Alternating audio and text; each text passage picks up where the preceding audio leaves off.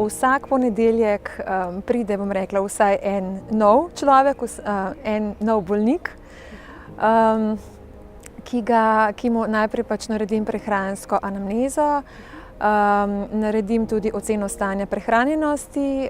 Osnovno orodje je NRS-test, to je Nutrition Risk Screening.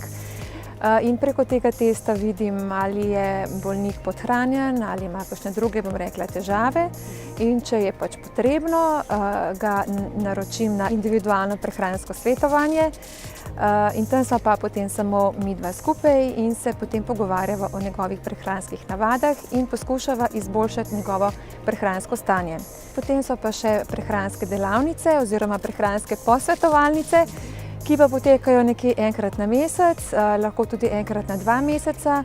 Tam se pa zberejo vsi bolniki, ki so v tem programu in se pogovarjamo na splošno o prehrani. Ena taka splošna lastnost, ki sem jo jaz opazila v tem projektu rehabilitacije, je, da so vsi udeleženi bolniki izjemno motivirani, da bi naredili spremembe. Zelo dovzetni za novosti, za kakšne nove ideje, za nova jedila, nove jedilnike.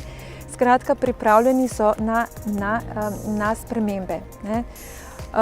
V katero smer, to je pa potem treba individualno pristopiti k vsakemu bolniku. Med samim zdravljenjem imajo bolniki povečane potrebe po beljakovinah in pa po energiji. Po končanem zdravljenju so te povečane potrebe še vedno nekaj časa ostajajo. Nekje po nekaj mesecih, po 3 do 6 mesecih, se pa te potrebe, bom rekla, zmanjšajo oziroma so takšne kot pri zdravem človeku. Sta pa že prve 2 bolnika prišla iz 6-mesečnega programa, tako da lahko povem, da sta bila oba 2 bolnika moška zelo zadovoljna.